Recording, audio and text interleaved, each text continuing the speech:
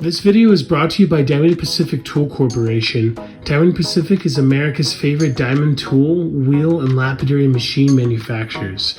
For nearly half a century, Diamond Pacific has set the industry standard for diamond lapidary equipment. Join the majority of professional lapidaries and choose Diamond Pacific products such as their Nova wheels, Pixie, Genie, and Titan gem makers, as well as their wide selection of other high-quality lapidary diamond products. Check out Diamond Pacific today and find out why they're considered America's premier diamond lapidary tool manufacturers. All right, folks, we are here in Apache Junction at Arizona Gift Center, which is actually Gem World, owned by George, the same gentleman who owns the Gem World in Quartzsite and in Tucson. So you kind of already know what to expect. A bunch of goodies, a bunch of stuff you can craft your arts with, a bunch of decor, help you sell your house, a bunch of cool metaphysical stuff and whatnot. But it seems like all three of them have slight differences that make them really unique. It's gonna be fun. We'll check it out for sure. Thank you to my good friend Fool for setting this up for me. I really can't thank you enough. Looks great in here already. A lot different than the Quartzsite one, you know? We are a wholesale company. We do provide selective product individuality. But please note, a lot of the products are by the bag, bundle, or the case. Thank you for coming in. Feel free to grab a business card. Great information, because a lot of people might see one piece of tumble they want, take apart the whole bag just to get it, and it makes a mess, and it can happen pretty fast. Superstition Mountains? Uncles of Lost Echoes? I don't know what this is, but I already love it. Yeah. From Bob Ward. True stories of the webs of intrigue within the Superstition Mountains. Oh, that must be a mountain range in Arizona I just don't know about. So, honestly, folks, if you haven't seen the first two, check it out. I'll put the little link up in the corner here above. Great place. If you live in Arizona or anywhere near it, you're going to want to go to one. You can literally make a lot of money just coming to these shops, buying stuff like these flats or these products that you can make your art with, or just simply resell, like these flats here. Beautiful apopholites and amethysts and stuff. Check out those videos. Make sure to like them. Like I said before, all three of them are a little bit different than each other.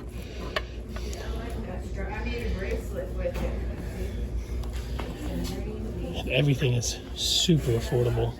What I really love about these places are the specimens. We'll make our way over there in a little bit, but off rip, I can tell already there's a lot of different stuff than Tucson and Quartzsite.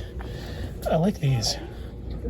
These are probably Indonesian or Baltic. I'll be honest, I'm not great with my amber identification. Yeah, it's Baltic. 100 grams for $25 with the case at $3. That's not bad.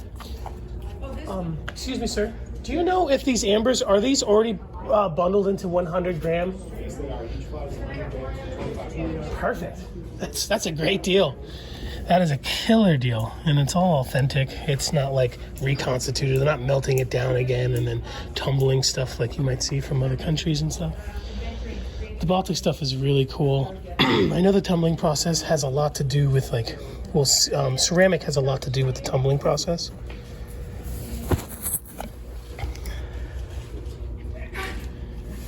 And a lot of the Polish cutters of this material that I know actually don't use water like a traditional lapidary wheel.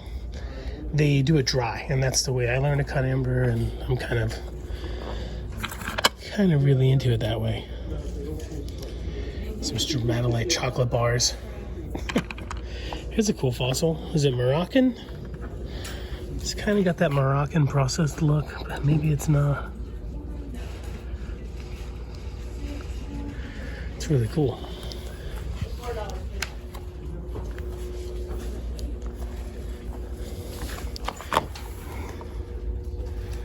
These are a great deal, $27.21 for all of this celestite. You could get, $3, $4, $5, $6, $7, $8 per each of these at your mom and pop rock shop. Selling 5 of them pays for the lot. Really cool.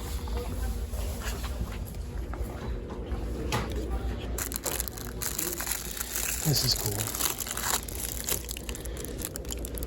I like that they're pinch bales and they're not glued. I mean, some people out there might not mind the glue. I'm not particularly into it, but the hole is nice because they can always take apart the pinch bale and incorporate it into their own jewelry.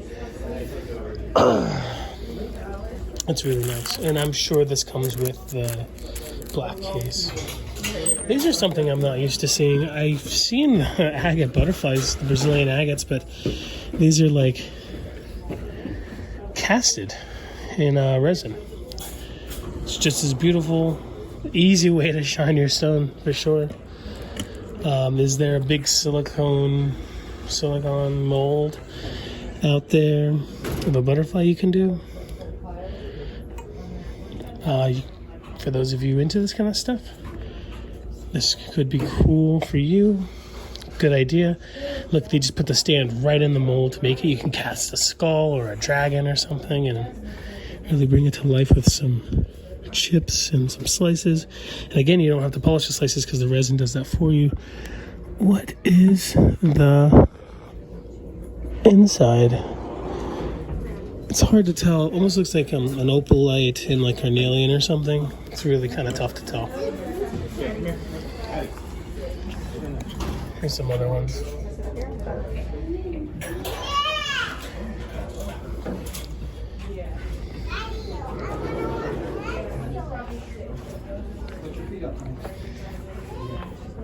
Really good prices on the Amethyst Cathedral, $7 a pound. These have skyrocketed in the last 2 or 3 years. What I used to be able to get for $75, $80, $90, $100 from Village Originals has just quadrupled.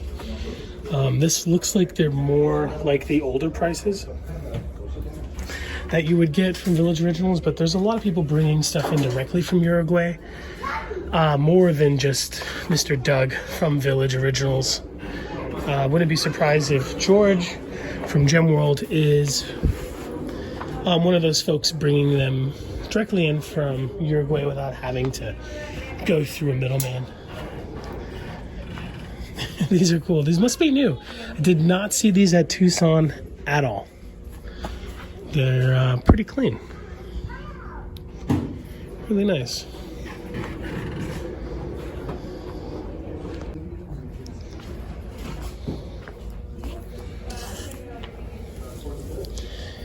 Obsidian eagles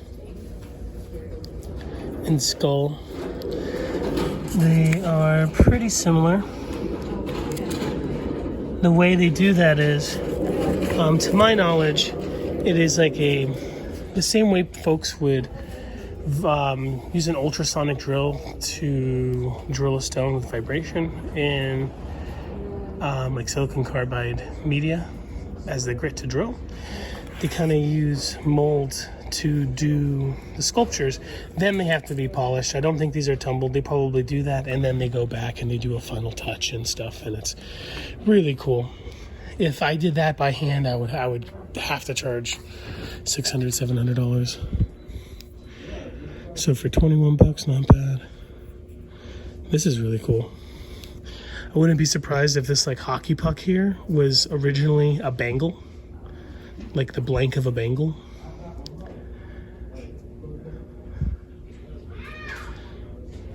Got some cool purples in it. Is it a Neff or a jadeite? I don't know. It's all by itself over here, so I can't really tell. But I see what I like over here. I kind of love that blank over there. These are cool. Look like some stabilized turquoise. Interesting, this was something else that made it into this tumbled lot here.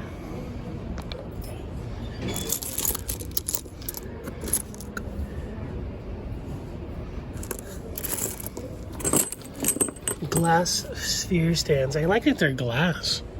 A lot of them you'll see are plastic. But the glass ones are really nice. And they're really affordable. You can get a whole bundle of them. But I guess what I thought was a bundle was actually a bag of spheres. It might be a whole kilo. Well, might be weighed out to the price of a kilo because they're slightly different prices. Slightly different sizes. Sphering is not easy, folks. If you've ever tried it, then you know. Even if you're using the big fancy machinery that's easy to get in America from Highland Park or from Covington, or if you have an old Diamond Pacific one or an old Richardson Ranch one, it really is not easy. The hardest part is getting it rounded enough to where the sphering machine can actually spin it. I was at Diamond Pacific Don's house not too long ago, and Don was telling me that the 2-cup sphering machines can work better. Now, is that faster, or is that creates a more spherical object? Because I do remember him saying something that not all spheres are perfectly round. You know, I think people are after the polish almost more than being perfectly round.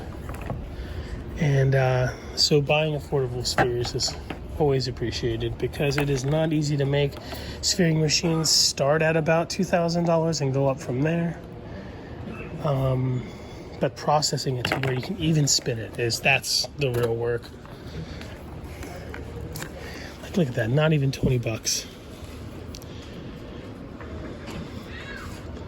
I mean, if you bought $5,000 worth of sphering machines, how many would you have to make to sell it? So it's definitely one of those things that when I have somebody that really wants a sphere, I would rather just buy it from somebody like Gem World here in Apache Junction or Quartzsite and stuff, because it's just so much easier to source than to make sometimes. Though you could buy the $10,000 coring machine or incorporate one of the old ones that they sell online, and to make it easier. If anyone is interested in mailing away their own material to get sphered, check out my friend Zeke at Gem Quality Rock Shop. I'll put up a little picture on screen right here. Zeke is fantastic. He does do custom materials. And if you have some rock laying around the house that you want to get sphered, Zeke is a great guy to do it, because you might not always be able to find a sphere in the material that you want it. Or if you're harvesting your own stuff and you want to get it, done out of your material, Zeke's the man to do it. Cool clearance section. Perhaps it's just stuff they've had for a long time, or stuff that might be slightly flawed. Like, oh yeah, it's got a little nick right here on the side. $2.50, that is not bad. Some rock shops in Taos sell $6 tumbles, let alone a pyramid. Wow, these are really good for what they are. The point's really good on that. You just buy out the clearance section and make 10 times your money back. I mean, what does something like this sell for on Instagram or Facebook? This cool agate. Probably more than $11.18. I love clearance sections. I found some really cool stuff at the clearance sections in Walmart too, which are kind of new. Last like a year or two. Don't know what this is. I don't really think it's tourmaline. It's made in Brazil, so it could be tourmalated something. The points that are cleaved and polished are kind of new. I think they last like 2 or 3 years. Are these like lots that people took apart to make up their own flat, and then like they kind of left over, or were they pulled out of other flats and placed somewhere else to where the employees don't know exactly where they go back to, so they bring them over here? Maybe. So when you're here shopping at a place like this, do not take apart the flats, folks. You might be like, oh, I like 90% of this. But I wish I had this one from another. Well, it's usually priced according to what is in there. This is a great piece. Some kind of hematwiddle capped quartz or amethyst. I actually really love this.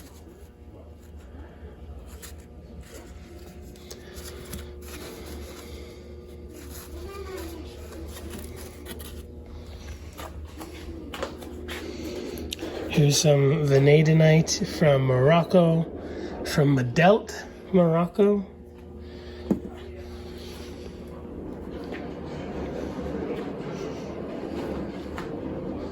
Lots of Moroccan material here. Moroccan material just tends to be really affordable, honestly. And they have such a nice variety. A lot of great specimens.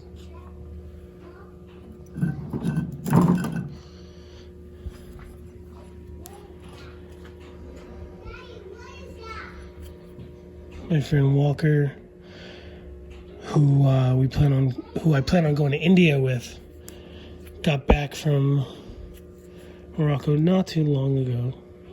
He's waiting on a pallet to come back from Morocco of stuff that he got.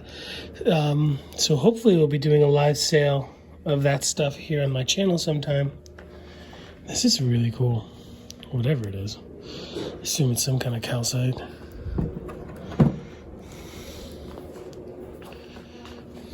All kinds of different stuff here in the clearance. Whatever this is, this obsidian bead bag, I like it. You can tell how like these separated themselves. I don't even think these are drilled. They're just little tiny marbles and BBs of obsidian. How did this one make it into the clearance section?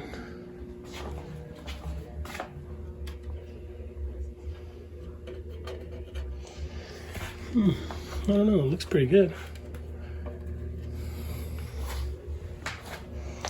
And this one here. Lots of calcite on the amethyst. Doesn't look bad to me. I wonder why it's over here. Something worth mentioning is I don't believe that there's such thing as selenite on amethyst. I was talking to a friend who pointed that out, that there really isn't any selenite on amethyst, and they usually place it amongst the clusters. So if you ever see like selenite sheets on amethyst, make it look like it's growing out of it, it's kind of more like a sculpture and they didn't really make it. $1.50 each if you buy the whole box. These are really cool. In the metaphysical world, these are cool for like cleansing your crystals, right?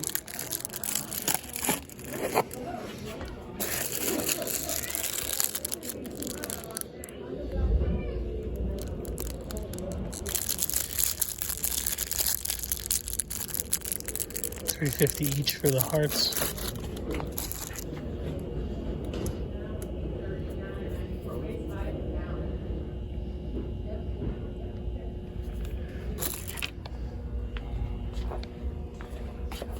Tourmaline mica by the pound and the size. Looks like the larger one is more affordable by weight.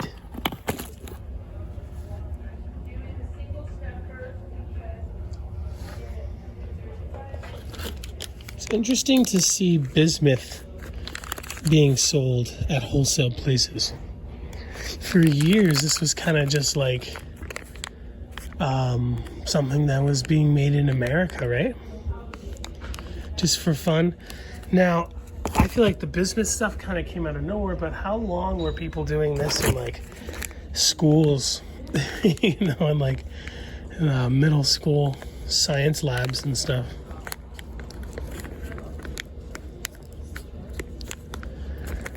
But it being sold wholesale is kind of new. I have a cool video of me and Sweet Jim and Sandy making some. or pulling some rather. And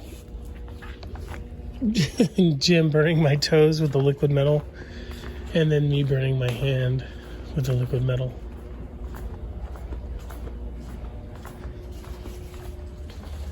A lot of the same stuff you might see at the other places, like in Tucson or Quartzsite, and all over the larger gem shows. This is the kind of stuff that pays the bills, you know?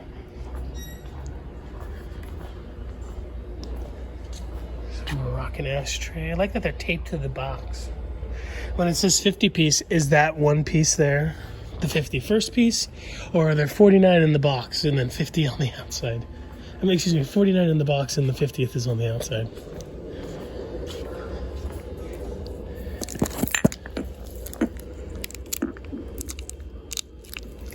I imagine these have to be vibro-lapped. They look like they're vibro-lapped. I just don't see these folks spending hours, even at really affordable day wages, or rather, really low day wages, flat lapping those all day. I will be getting into vibro lapping. It is a great way to do larger surface polishes with very little effort. It'd be cool. People can mail me in their slabs and just do a little bit of flat lap work. Then you leave it on the vibro lap, shuffling out a few different grits over like a week or two.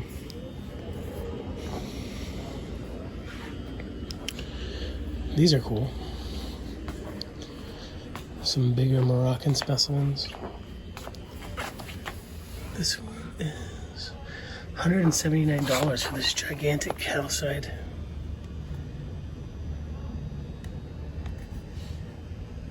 Beautiful. This one over here is $186.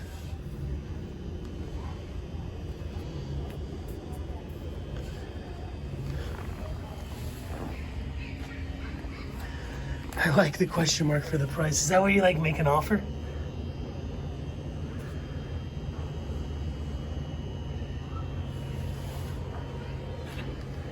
Big vanadinite. So my friend went to Medelt, went down in the mines, and you would see some vanadinite like on the outside of the caves that they're digging out, that they then belly slither to find the material. But I wonder, like, if they're not getting the prime specimens, do they then just like chunk out those walls to get specimens like this? Or was this a pocket? Doesn't quite look like a pocket. 105, I imagine that's pounds.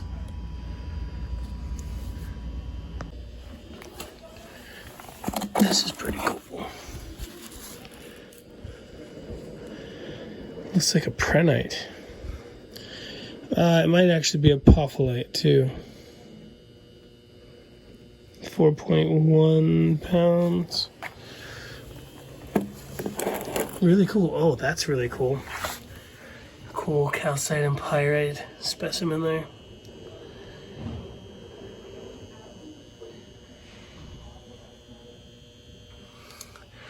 And so, folks, they do have a website. Obviously, they can't post every individual thing on there. But, like, if you're just looking for a flat, like, say you want a flat of these weighed out dark chalcedony nodules, that's the type of stuff you could order online pretty easily. You know, or a flat of this malachite and azurite.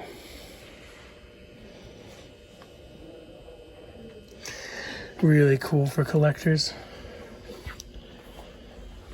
That's pretty easy to let them know. Then you let them know you want the big ones or the little ones. Flat of the bigs or flat of the smalls.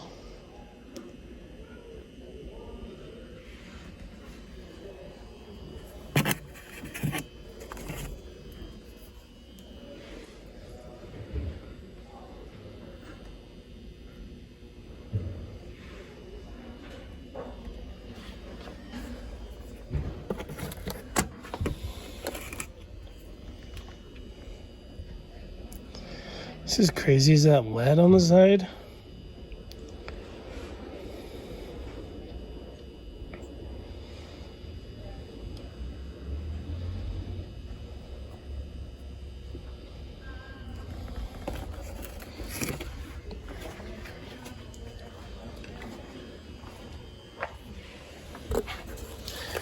So like stuff like that would be easy to tell them you want, but you know, getting the right like flat of amethyst like this, that'd be a little bit more tricky to do online, so you could just come down yourself. This is awesome. It's like a geode. Even the agate's really nice.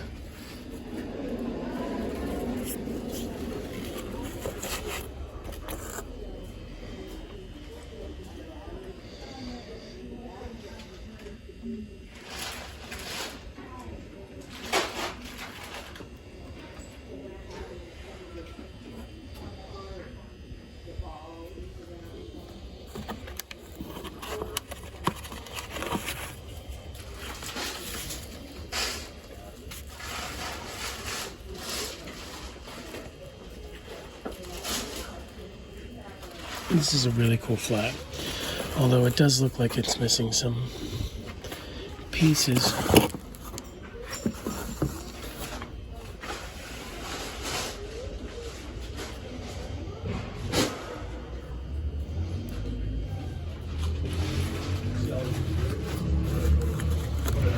So there is some really awesome agate from Morocco that looks slightly similar to the stuff on the outside of these amethyst geodes.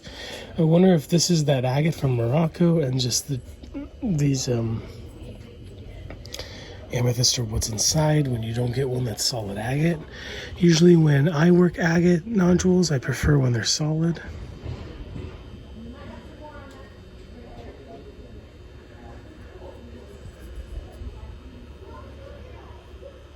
But if there's amethyst inside, who can complain? You know? Kind of like the coconut geodes. I think those are also Moroccan. Those are kind of everyday, you know.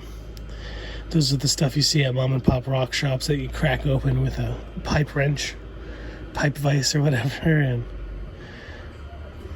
but everybody wants variety, right? So maybe these are the centers of the Moroccan agates, like that. That's some beautiful looking agate. Maybe every once in a while you get this. Not too familiar with that type of Moroccan stuff. I should have bought some Moroccan agates from the gem shop. Eugene Mueller's shop. Hopefully soon I'll be putting out a video on how to sphere at home, how to make homemade sphering machines. If Jim was still around, we would have that video out already. He'd be able to make them pretty simple. It's pretty easily, excuse me. Essentially what we're going to be doing is figuring out how to get a base, like a pipe, to spin the sphere. Then you manually hold grit, sometimes on another pipe that you brazed, onto the sphere, and you move that around, creating a sphere. We're working a rock that was already processed to look like a sphere. Then you literally hold the grit on the sphere. You hold like a pair of jeans up against it, charge with some cerium when you're done. And a real easy way to sphere. I assume that's how these are made overseas, wherever they're from. I don't think they're using traditional sphering machines. It's not really the price. It's the time, speed. It's all time is money. So when it comes to processing materials, you got to imagine, when people think cheap Chinese stuff, like, they might be cheap, but their warehouses and the manufacturing, for the most part, aren't skipping out on any fancy machinery. The gang saws, the gang drillers that they buy or they make to make beads are very expensive, tens of thousands of dollars sometimes. The bead milling machines can be pricey. But, you know, they're made to make things fast. That's a nice piece. I like the small green stuff. The microcrystals on the vanadinite sometimes. Just as much as I do on the big ones.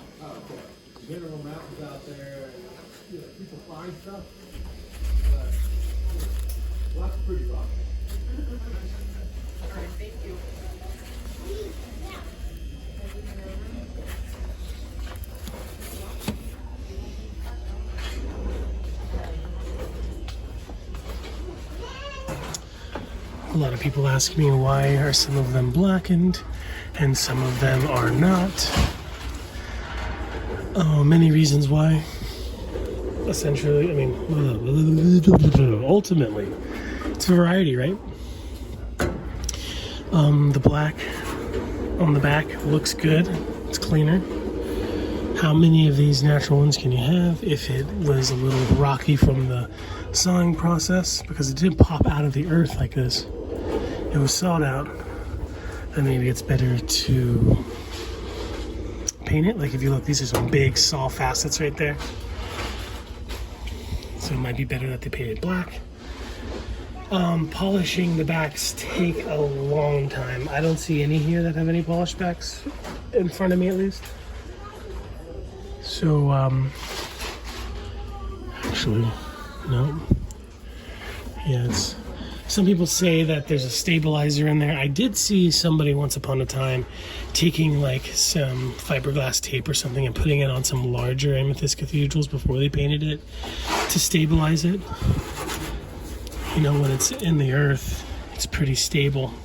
When you take it out and you start chopping around it so that it's a presentable piece, you know, I could see it wanting to fall apart. So it does help a little bit. Ah, this is a great one. Cool calcite in there. Nice cradle, nice and round. It's a great one.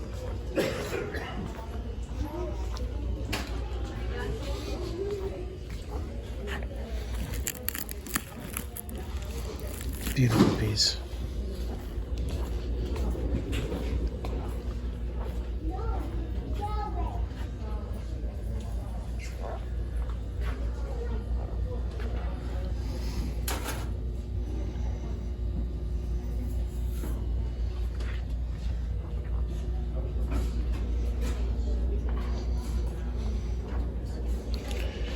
Love the smoky quartz spheres. These are $6.99. Well, $6, $5.99.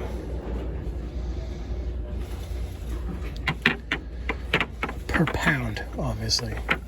I don't think even the bigger ones in here are completely a pound. If you made this yourself using fancy sphering machines and you're still trying to pay off a sphering machine, you would probably have to charge closer to $50.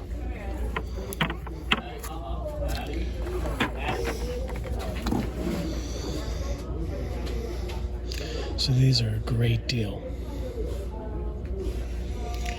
Overseas, when they're making spheres, they have machines. So you have to cut a square, and from the square you take the corners off the corners, and from there you take the corners off those corners until it gets round enough to where you can put it on a sphering machine. So the way they do it over there is they cut it into a square. They cut those corners off of that square using like a chamfering machine. They kind of just throw the squares into this type of tumbler that takes off those corners enough to where it can start to be rolled. From there, it goes into a machine that kind of has like these cups that has a top roll around or spin to spin the spheres on a grit, like a slurry or whatnot.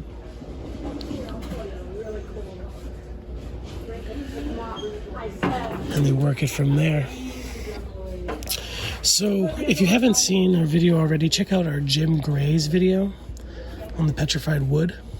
Oh, I got it. In that gentleman's shop, There are some homemade machines for making flat, polished pieces of petrified wood. Really cool, unique machines. I have a good friend who bought some of those machines recently.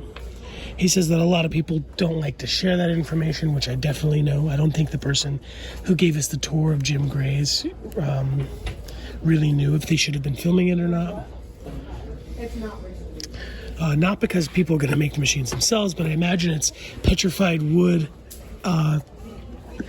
manufacturing competition. Like, I'm sure they all know how they're doing it by now, but maybe back in the day it was, you know, that one machine that made your stuff better than the rest, right? Petrified wood is not an easy material to work at all. It's extremely tough. Anyway, my friend got some of those machines, and he figured out how to use them really nicely. So he's going to be doing some really big petrified wood stuff. If you do petrified wood, it's pretty easy to do other agates and jaspers. What do you think of this one, Austin? Is this ocean jasper? It's ocean jasper-ish. This one's got some cool, like, bursts.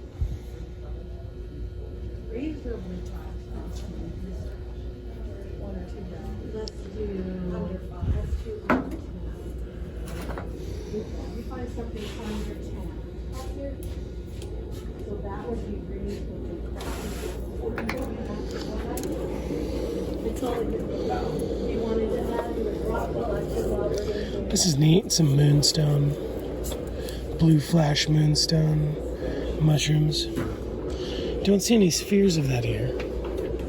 Really cool though.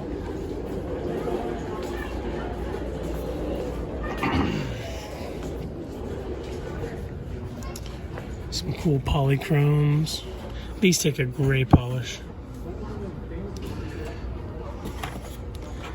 So sometimes they'll take like a hoop with some grit running around the spinning sphere.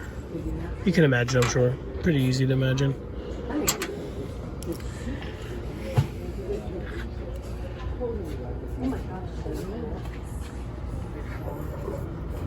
Cool little Lapidary piece. $13 with stand.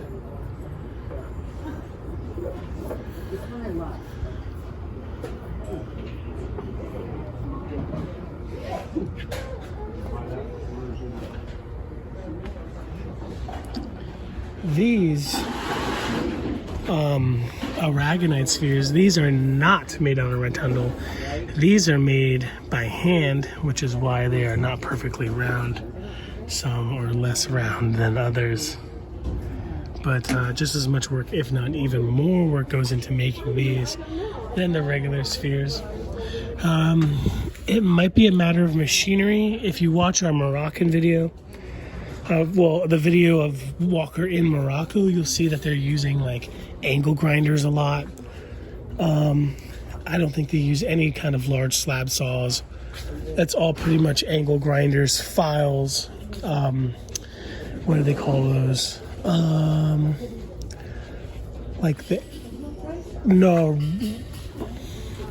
Pneumatic tools.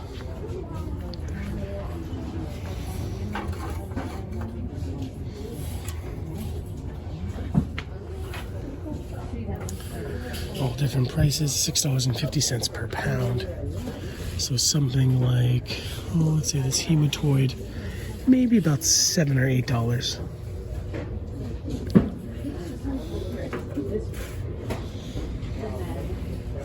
The rhodonite looks really cool. Not as bright as the stuff from California, but so cool for how affordable it is. This is probably just over a pound.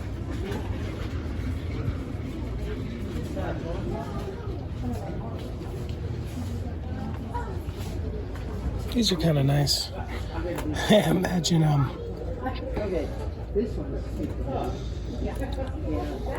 Pretty hard to clean. Stuff gets stuck in there. Like toothpaste or whatever. You have to take it out back and pressure wash it. But a really cool look. Only 18 bucks for those.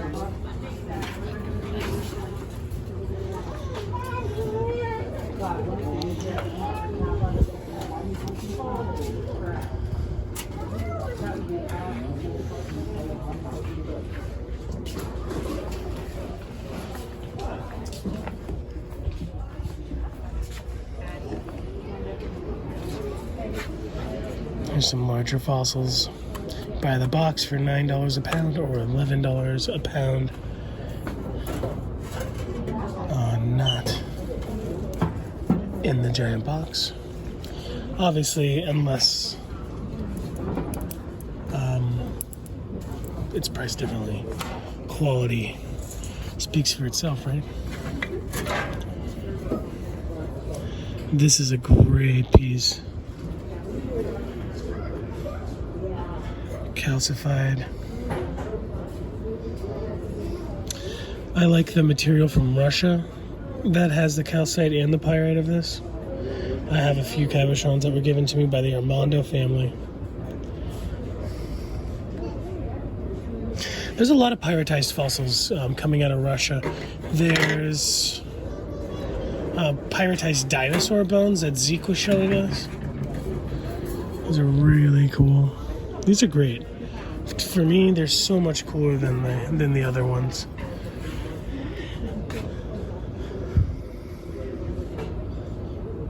These are from Madagascar, not from Morocco.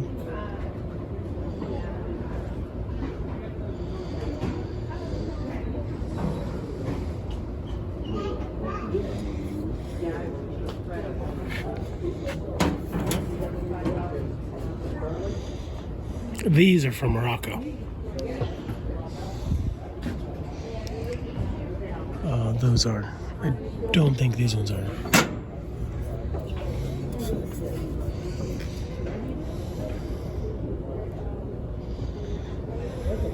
Kind of hovering around down there.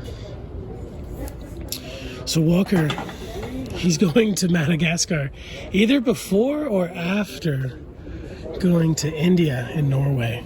That guy never stops. Are those dendrites? I don't know what the floral pattern is.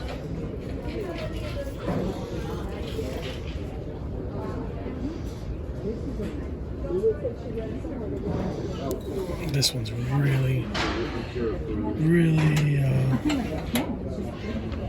good looking. These are sold by weight. This one's a little bit lighter, but way higher quality. So it's less money because it's by weight.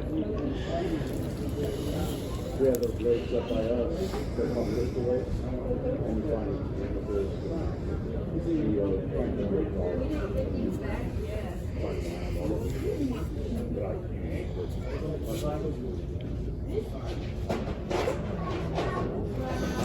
Awesome.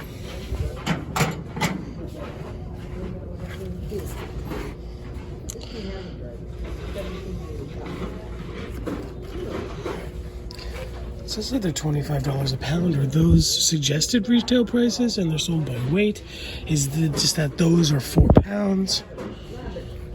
I don't know where the prices are, but the people here are extremely helpful. So if I was shopping here for my mom and pop rock shop, I wouldn't have any problem getting to the bottom of those prices. It's cool. It's got a little bit of opalescence in the middle there.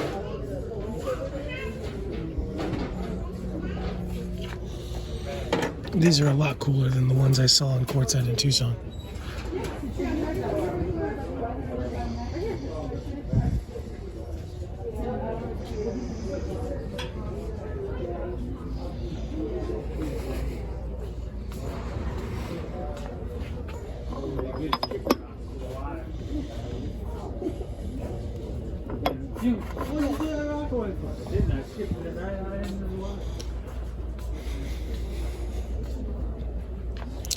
I don't see too many Orthoceras spheres.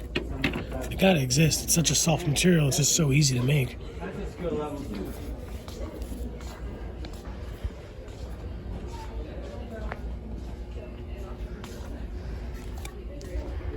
These baskets are really cool. Lynn got one of these from George when we were at the Gem World and Quartzite.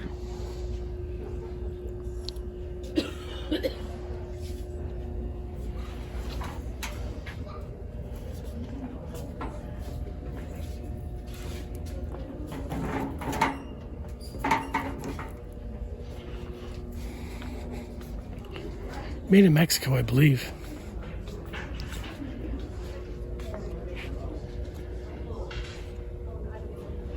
But I don't see any prices on the weavings, the baskets.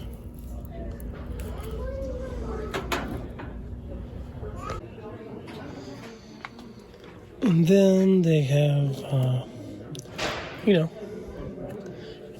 display stuff. These are kind of important, right? It's good to get them affordable. The spinny stand stuff. Lynn bought like a flashlight that's USB from George last year. Well, this year, I guess earlier this year. And Quartzite, it's super strong for what it is. He's being a tchotchke, you know, little cheap thing, but it worked really well for what it was. I liked it a lot. Howdy.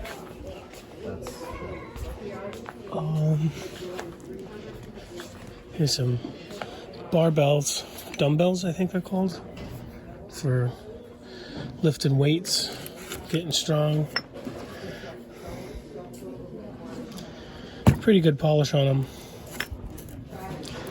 I dig.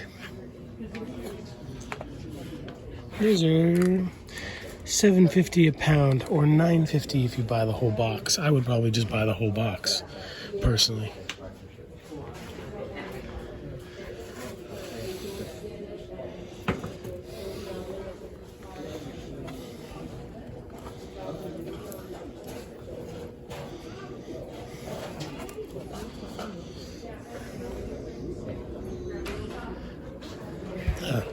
It's nice of him to leave a scale out.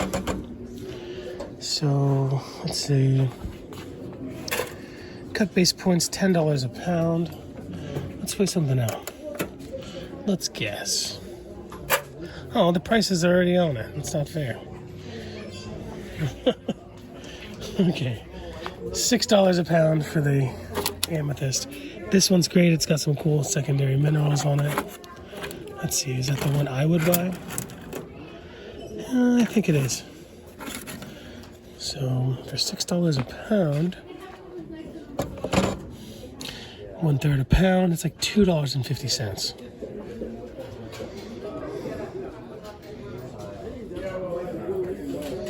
Would you buy this for $2.50? You can't get a drink at a fast food restaurant for $2.50. What a great deal.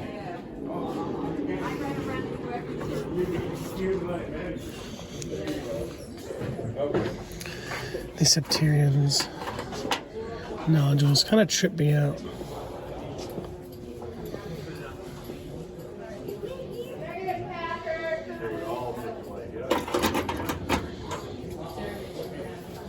This one's really different. I wonder how they're processed to where they find out where the druzy is to not hit it. I know, like, the septarian, like the Septarian people, like, you would just kind of slice it, right? And then work it that way. And then, I like the ones that you can close the lids, but these are cool too. Even though you have to pick it up and put it down. Good way to hide your keys, right? Like in your yard. Hide your keys. Hide your tobacco pipe in there. From your mother-in-law. Hide your mother-in-law in there. This one's cool. Some cool is that chloride. What's in there? $20? Not even $20. It's a great price for this product. Like, slicing it and getting it polished would cost more than $20, let alone having it. Very, very good product for the price, actually. I like the ones that are not dyed. But there's Look at how pretty these are. something for everybody. Somebody might like it dyed. Maybe I do, Chad. That's not the lid to that, but What's pink amethyst? pretty cool.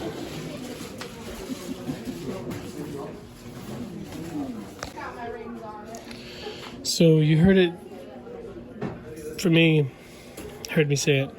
Sorry. When I was in Quartzsite, if you want to make money, find somebody overseas that can do glasses lens for you really cheap. I found somebody who can do it for about $2 for 2 lenses. That's like shaping it from rough material and polishing it from rough material and fitting it into lenses. The lenses are different. And do it with popular gems. Do it with smoky quartz. Do it with, amethyst, carnelian, all the cheap stuff. In the next couple years, I guarantee you there will be gemstone glasses where it's just like obsidian lenses or carnelian lenses. It's only a matter of time.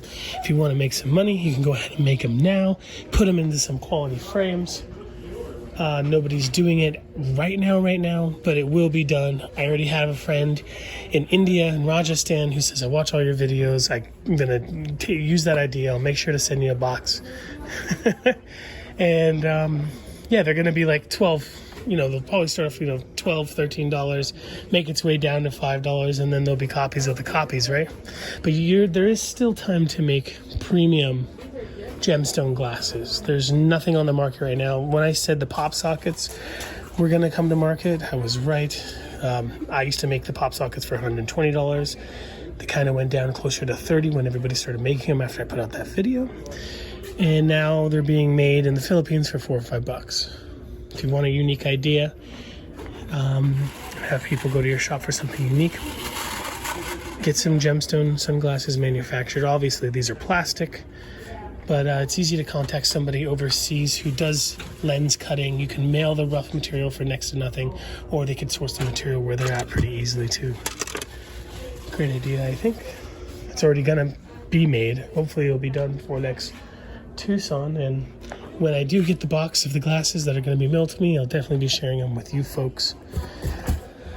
Maybe I should send the gentleman some ideas on like what type of glasses to make, because people are going to want like aviators, big hippie style glasses. They're going to want some cool like John Lennon ones out of like carnelian, right? Some round ones. And I'm also going to suggest to him, don't use banded material. Don't use like, don't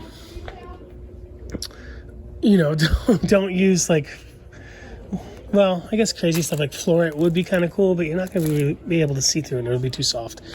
I could probably really help my friend with picking at the material. Obviously, display cases, just like all of the other gem shops. I do need a Riker box, but I want mine to have a lid.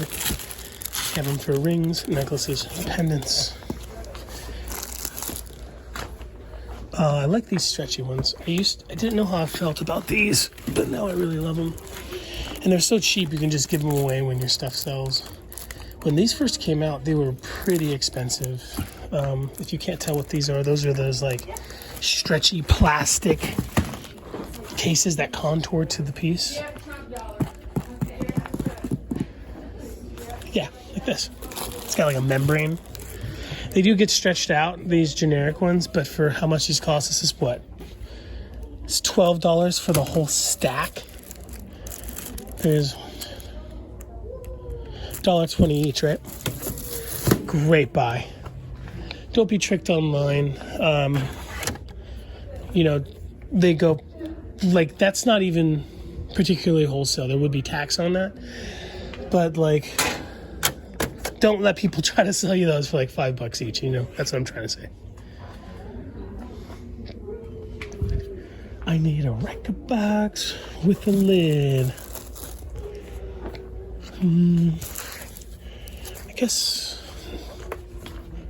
I I can just flip the film on a ring one. It's like, this is good. These are nice. This might work perfectly. $4 for that real glass. You do got to be careful with some of these. Sweet Jim, he had some of these, and some light was hitting him, and it melted. Okay, so he had these inside of showcases that he made himself. And the light went through the showcase he made himself, magnified, and was burning, melting, catching on fire the Riker boxes and the stuff inside of the Riker box. Not exactly sure if these are considered Riker boxes. That's what I call them. Is a Riker box something different, like those ones that latch? I don't know. Who cares? But these are really essential. $6 for these bigger ones. I don't know if I should get a bigger one or a smaller one. I should probably just buy one of each, right?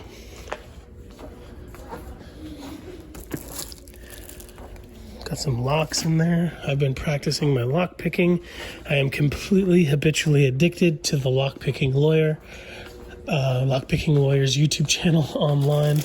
I bought a couple of jars of these, $2 for the whole pack. I think I broke like 10 of them on the way home from Jim's house, but it's still worth it. I mean, those jars are just cool. I have no plans for the jars. I just wanted them because for jars' sake. Oh, the Jim World's got some loops and some scales. I should probably pick up a scale if those do carats, because I get all mine from head shops, and it's real hit or miss with those cheaper ones.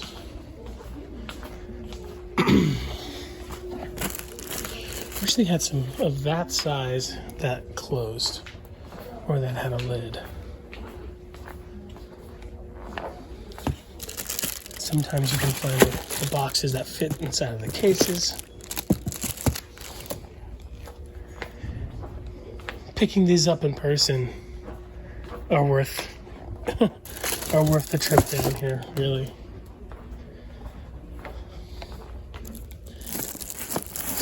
So yeah, I'm gonna get one of these and one of the big ones, I think. Yep, those are the same. How you doing? Got some bracelet mandrels, not mandrels, just tier displays. You could take them apart, and so you don't have to take all of the, bracelets off.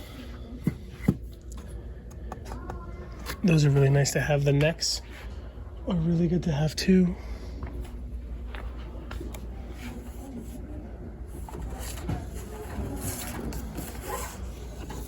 I was gonna make some of those myself when I used to make a lot of necklaces, but it's a lot of work. So it's just so much easier to buy them.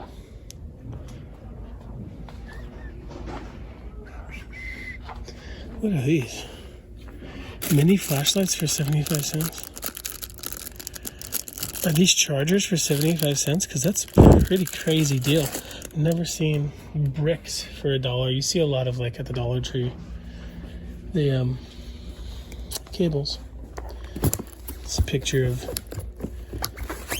me and my girlfriend there after a long day's ride.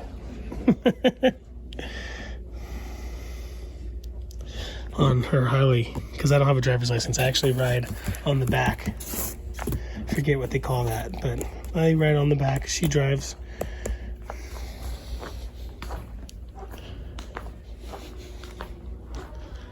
Cool little baggies. All the Gem World style stuff. Lights. This place makes really helps out people who vend and do sales, little trade shows and whatnot. Is that a nutcracker? No, cable press. All right. It's got some cool fibers, some dyed turquoise. Somebody sent me a picture of some turquoise they bought. It was this stuff. I don't even know if this is dyed magnesite or howlite. It could just be completely man-made. They asked me, how can I tell? I didn't have a good enough answer. I just said, you know the look and you know that it is not real. I wouldn't know how to explain it any better than that. I can't think of how to explain it any better than that, but this is the look of it not being real. And the thing is, I don't think that there's too many of these that have the same pattern, like if it's some kind of casting in that one. That's just one way to tell. But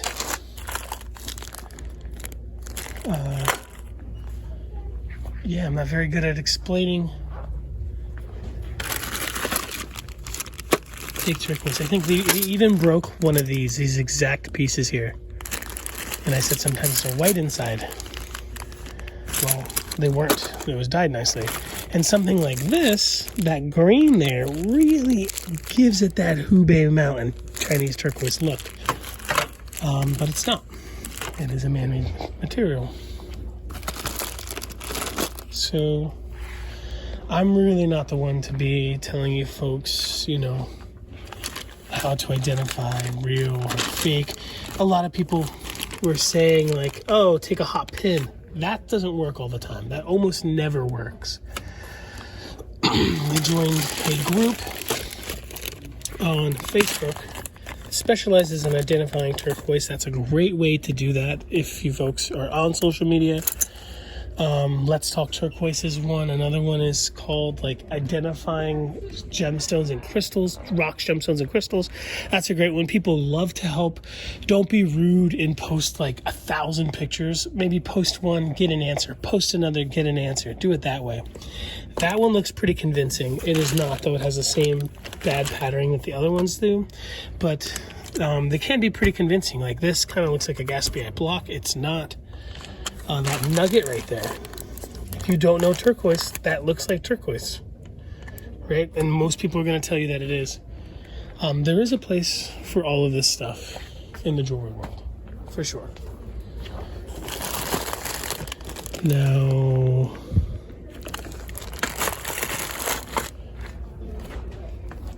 it being sold as turquoise is not a good place for it. See, the chips are white.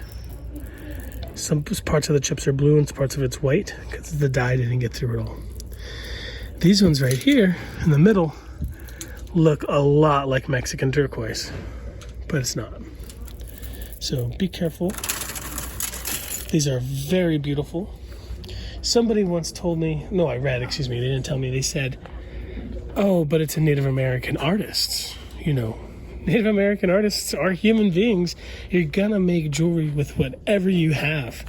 One of my greatest examples of that is the Santo Domingo Pueblo in New Mexico making the Thunderbirds out of car battery plastic during the Depression. Today, they're extremely collectible. But they were made out of a plastic because that's what they had.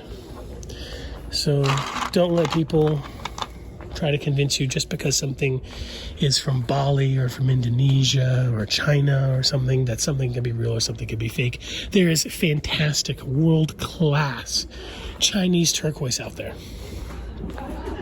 Especially the stuff that people like Daniel Apache and his friends were bringing back in the 80s. Complete gem quality, extremely high-end turquoise from China. Cloud Mountain, Hubei, Blue Creek. Lots of different types of authentic, gorgeous Chinese turquoise. Now, the stuff that those were emulating, that this pattern emulates, especially the black web looking stuff, that is emulating high quality Chinese turquoise, which is kind of unfortunate that there is a turquoise that looks like the fake stuff, but that's done that way on purpose. Chinese turquoise can be totally awesome. Here's some more blanks. You can bet your bottom dollar these blanks came from making bangles. Oh, here's some that are not.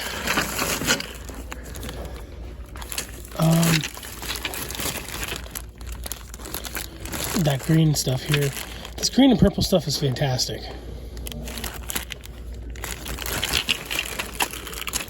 This is really cool. It's got a ruby and zoisite one there, a carnelian hockey puck, serpentine. These are a gem carver's dream. You slice it in half, you can use some cool intaglios or some relief carvings. Really cool. How much is this bag? Doesn't have a price on it. But I'd love to bring some of those back for my grandfather to carve. He has some really nice lavender jadeite ones, bagel blades that came from Myanmar. And he likes to carve like Mayan glyphs, you know, the Quetzalcoatls and all that type of stuff. This bag is great. There's a few of them. It doesn't look like any of them have a price on it. But I'm really digging this material.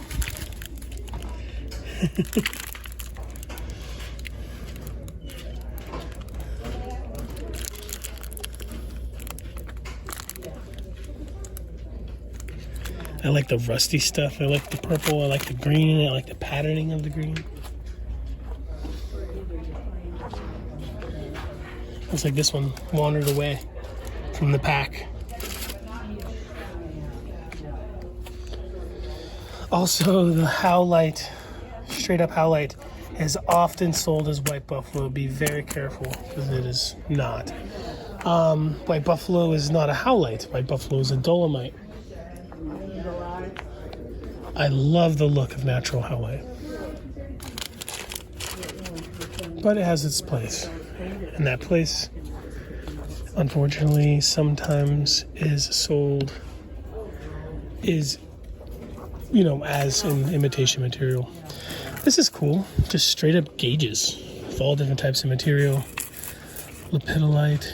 These are probably really good sellers for people who have ear gauges. It might even be hard to find these sometimes. I'm past that stage. The hematite ones are kind of interesting.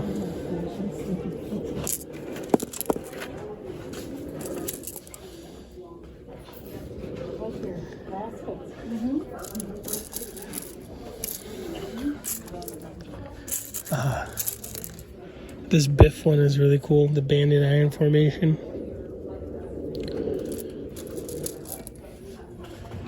These are cool.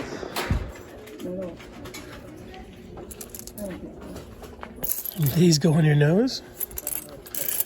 Or are they just for looks? Like you just, oh, these are not, they don't go on your nose. They're for gauges. You just stick them through and they kind of hang, right? Duh.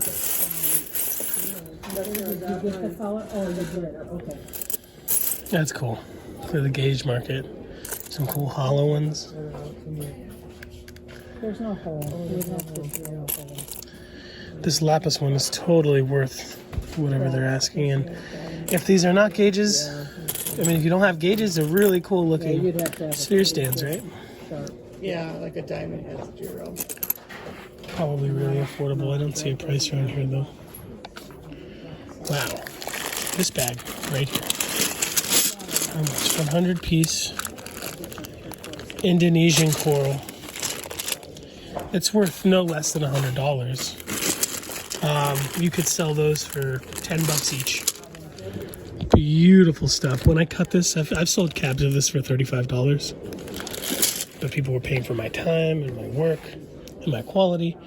But without the $1 a piece, that is a crazy deal. You never know what you're gonna find. So you really got to look at all the different bags.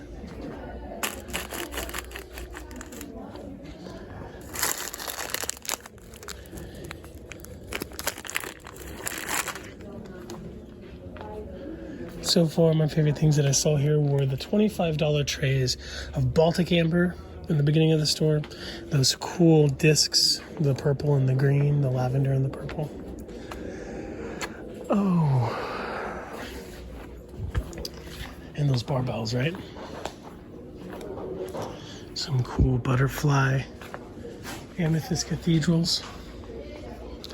Some beads. They are faux. I love the transparency. I will be making my own Heishi beads as soon as I get home and get back to my drill press, using some core bits and my water swivel. Yeah, I'm gonna do shell and turquoise. I have a bunch of Sonoran turquoise I picked up in Tucson. I'm gonna make my own Heishi beads. If you don't know what Heishi beads are, they are like the flat disc beads.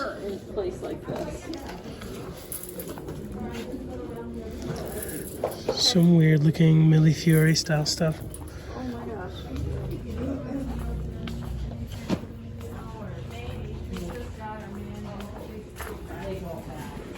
Here's some of the fossil coral.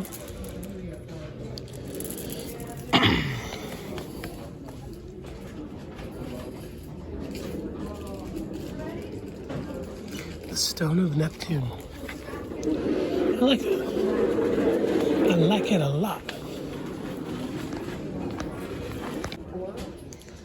All right, and just like the gem world in Quartzite in Tucson, lots of cool tubs of different specimens here. I don't think they want to have folks break up the lots, the flats, rather, but it happens all the time.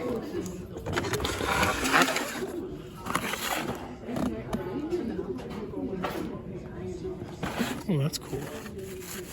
I've never seen this stuff with quartz before.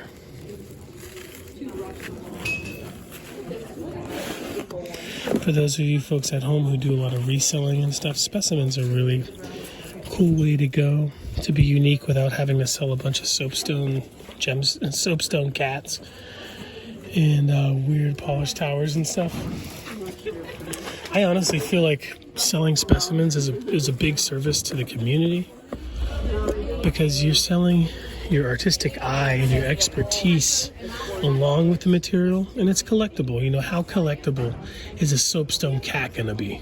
You know, but something like this, a cool specimen of amethyst or a cool azurite crystal, is really gonna appeal to someone in particular. It's collectible, you know what I mean? It's worth displaying, opposed to, like, you know, a bunch of aragonite spheres or something.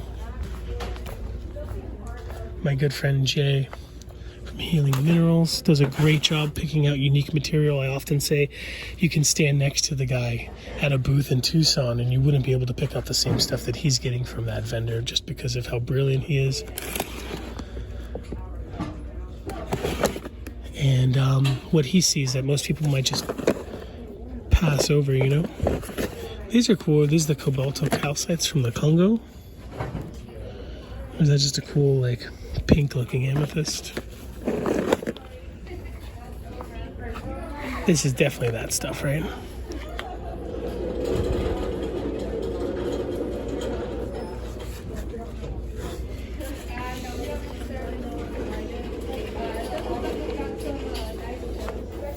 Cool. The bins. The color coordinated pricings. This is cool, real gentle.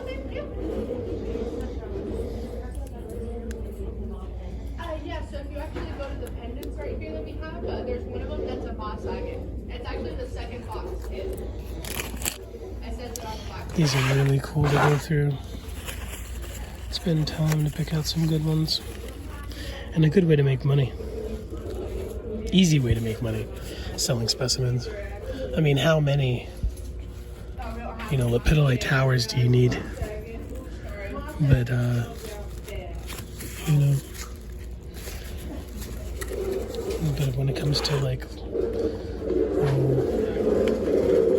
let's say some hematoidal quartz like this from Morocco, so much variation, you don't mind having multiple pieces. Even if you already have one, it's never going to be, oh, I like it, but I already have one.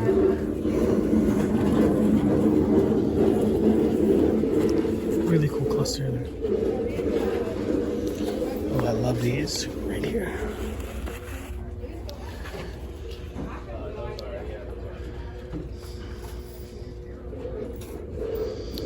Can't wait to see what Walker's bringing back from Kem and Medelt. Wonder if he got any quartz like this when he was in Morocco, or is it mostly going to be like fossils and specimens?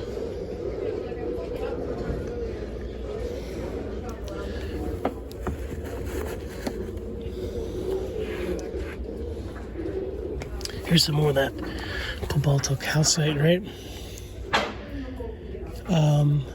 My good friend Khalid from K&A Artisanal gave me some of this material that was hard enough to cut. It cut awesomely. It wasn't too hard and it wasn't too soft. It took a great polish, took a great shine, shaped really easily. I'm gonna try to have him bring a bunch of it to the market in Tucson. He vends at the Red Lion. I'm gonna try to have him bring a bunch of it to America next year because it is a great. The color is so good. It looks dyed, like it's this color, right? And those are definitely dyed. Most of the stuff you see that color are gonna be dyed. So. I think it's really awesome. There's a good market for it. It's natural, easy to work, relatively affordable. Anyway, before we get out of here, I'm going to look at a couple more things over here in the showcases. Yes. Very good price for these. This type of turquoise is what was in all of the Native American stuff over there. Oh yeah, good color. Do you like the darker stuff or do you like the lighter stuff? I like the light. I do too. The darker stuff, it's great. It's great. It's like super traditional, but yeah, I guess I just like the lighter stuff a little bit better. Super great price for these. Real easy to incorporate into your jewelry. Already a great polish. Doesn't look like it's been, so the tradition is back in the day they'd use like shoe polish, especially in this material to give it some variety, since a lot of Sleeping Beauty doesn't have matrix. Rock hard sounding. Really cool. Great price. I'm sure it's weighed. I'm not gonna dump it out to figure it out, but could be what, 10 grams, $3.50 a gram. Then before we go, I want to see these really nicely priced. These are each $11 each for Larimar. You couldn't pay me $11 to cut. You couldn't pay me $11 to cut those Larimar cabs, let alone set it into silver. That material is extremely difficult to cut because of the interlocking fibers. $3.50 a gram, that is fantastic. And it's a really good quality. 25. So something like that right there, that bigger piece right there is probably less than 30 bucks. Really affordable. I like that piece back there. Let's see if we can zoom in on that one right there. Yeah. It's got a great pattern. The one next to it almost looks like it's like A grade. Really cool. Again, I think it looks like the most expensive Larimar is $3.50 a gram. Most people pay more than that just for the cabochons, let alone set in silver.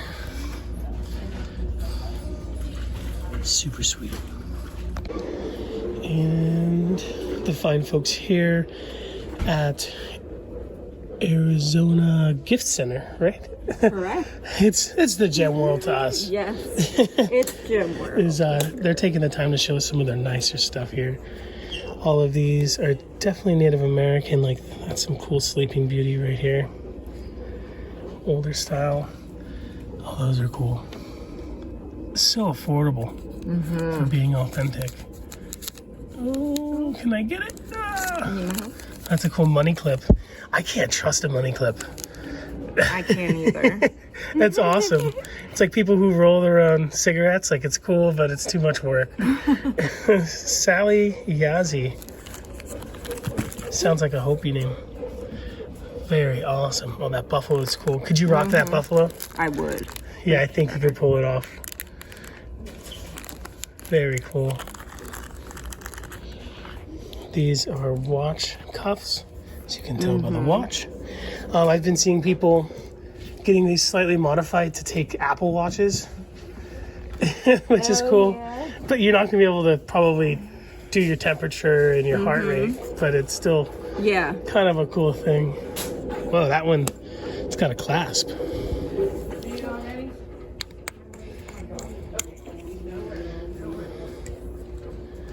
That's for an Oklahoma rodeo queen right here.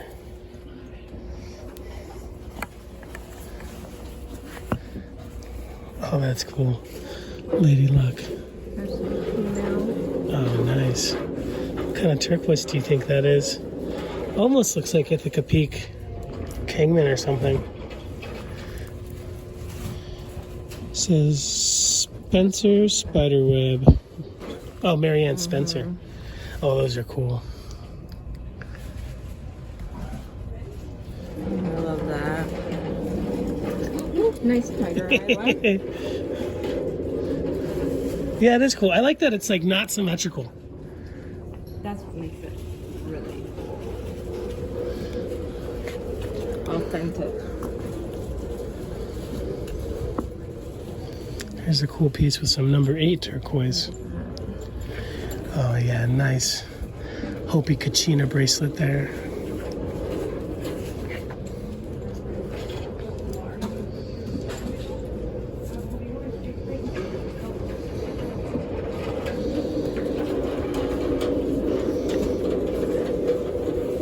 Here's a cool combo of stamps and carved pieces here.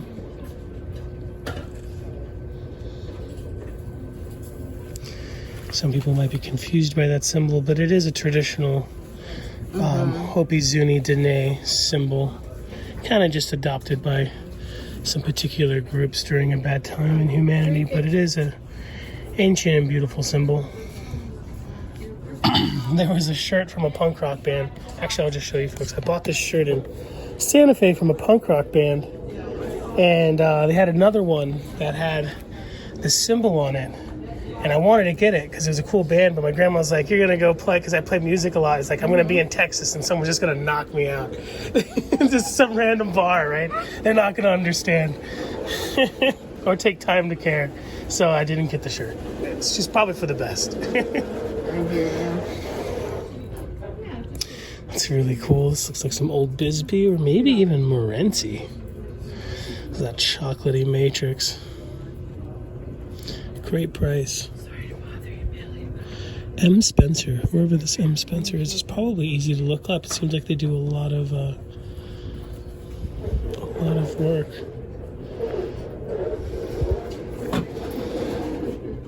Oh, beautiful stuff. Love the cobbles. Cool Coco Pelli's there. Ooh, I like that a lot. Is it casted that way? This is old school looking. So the ammonite, like the little ammonites. Yeah, that Definitely. we may have sold out. I'm not sure. I haven't seen I it. think it's fabricated. Very beautiful. I'll put this here. Put this away.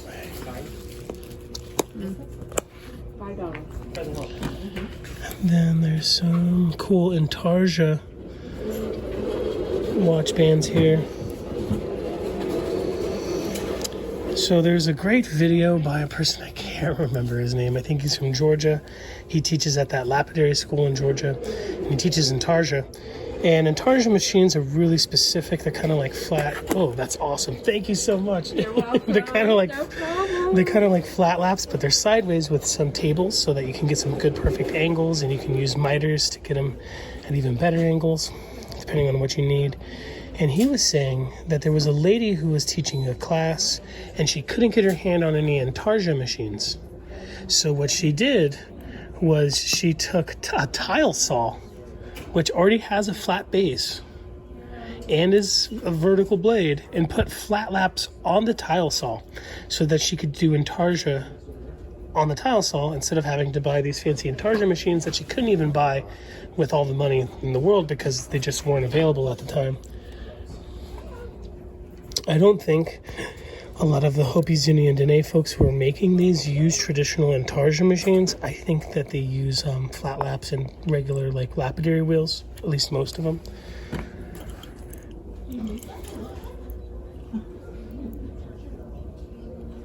This is cool. It's actually cut to look like it is an inlay. Well, it is an inlay, but to make it look like it was pieced together, but that's all one big L piece of turquoise. With a little bit of filigree there.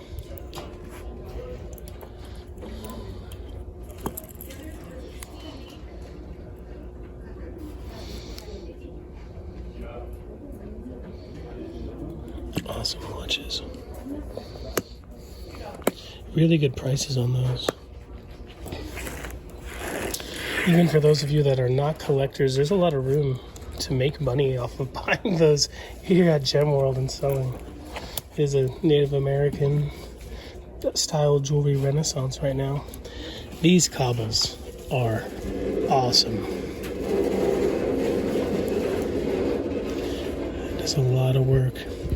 And you know, you wouldn't want it too much more symmetrical or like any more perfect. That's what I'm trying to say. Like, you want the variation in the thickness.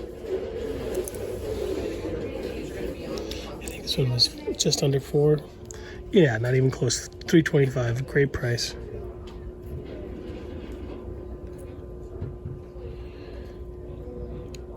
BP. It's the hallmark. It's nice that they have hallmarks on these because a lot of folks who collect don't like to collect if it doesn't have a hallmark. Not that it's not authentic. Obviously, you can see something, you know, if it's Hopi, Zuni, Dene made opposed to something in the Philippines or whatnot. But some people really like the hallmarks. This is cool. This is a piece of Pueblo-style pottery, I believe. Cabbed. You see folks making cabs out of those quite often in the Southwest. This is really cool. Probably one of my favorite pieces here. Sorry if I'm moving the camera around. I'm trying to get the price. I think it's $425. This is an old, no, $250. That is a great price. Really, really nice, natural looking Mediterranean coral. Not too shiny, but I kind of like it that way. I like it that it's not too shiny. This is a sand cast. Was it originally tufa? I don't know. Was it originally fabricated? I don't know. It kind of looks like that this was casted and then these here were fabricated after it was casted, which makes sense because you could take the same piece, the same base, and fabricate different stones. You could put one big stone, you could put 5 little ones, you could do a cobble thing across the top. This is a really cool piece for the price. Beautifully casted. Love the oxidation on it. The Wrigley gum wrapper bezels. Finally, I'll take all 3 of those.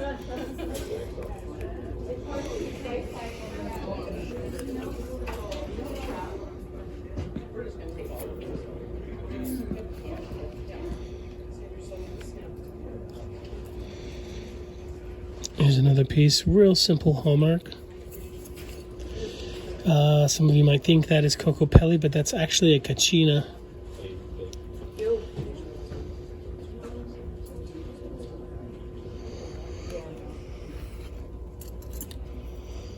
These are lovely.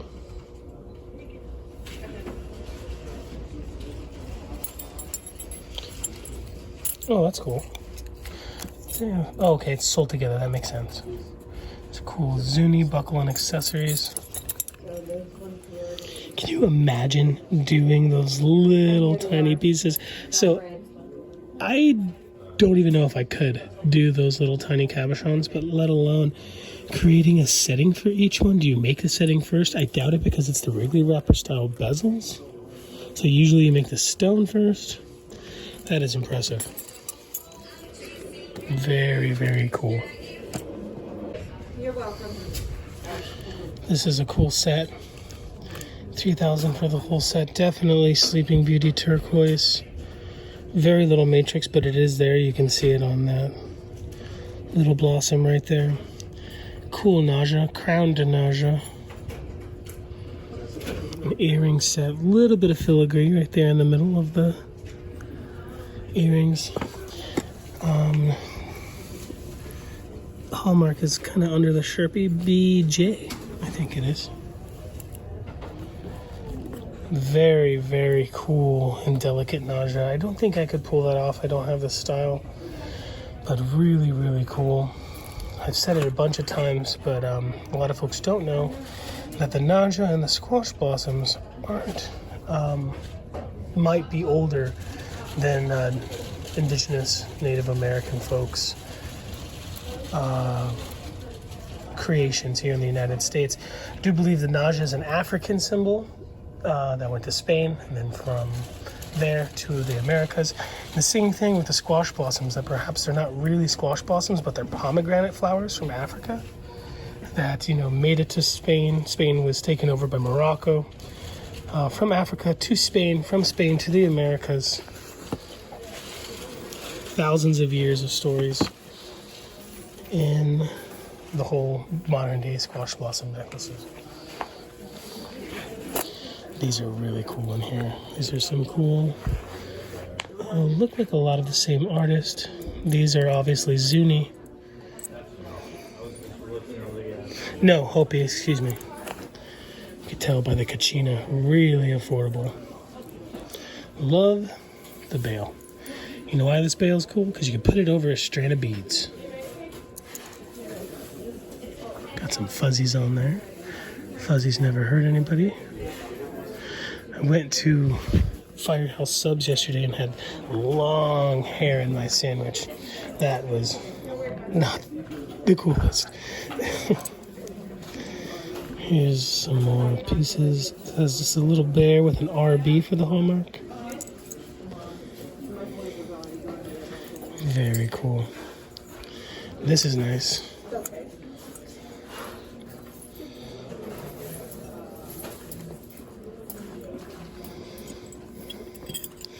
Ooh, this is very cool. It is a hollow fabricated piece, which saves down on some of the weight. Saving on the weight saves money for you and for me. Made by Richard Singer. Very cool piece. Gold, Sleeping Beauty. Is that granulation or is that reticulation?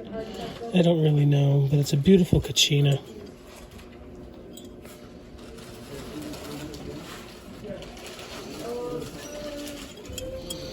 Very extraterrestrial looking. Here's what they call a rainbow man, right? If I'm wrong, let me know. I'm not too sure. Not 100% sure. I think I know. Got a couple of these. In opposite directions. It's almost be a shame to separate them. You kind of want to make a pair of earrings out of them, right? This guy is $16.90.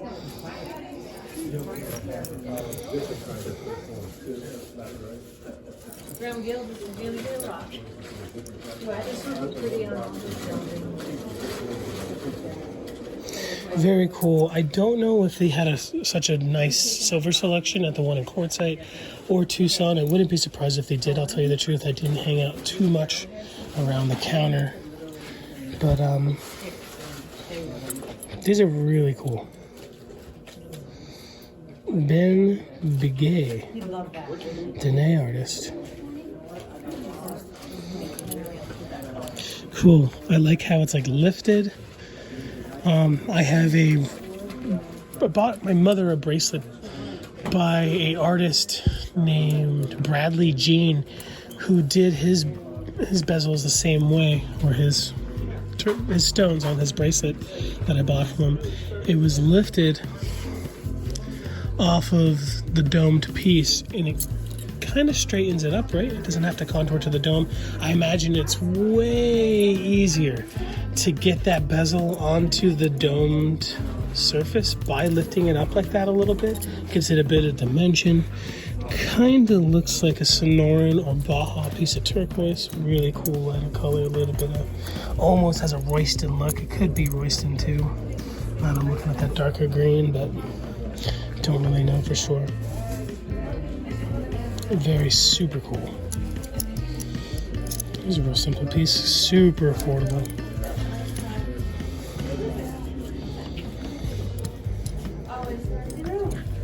Really nice.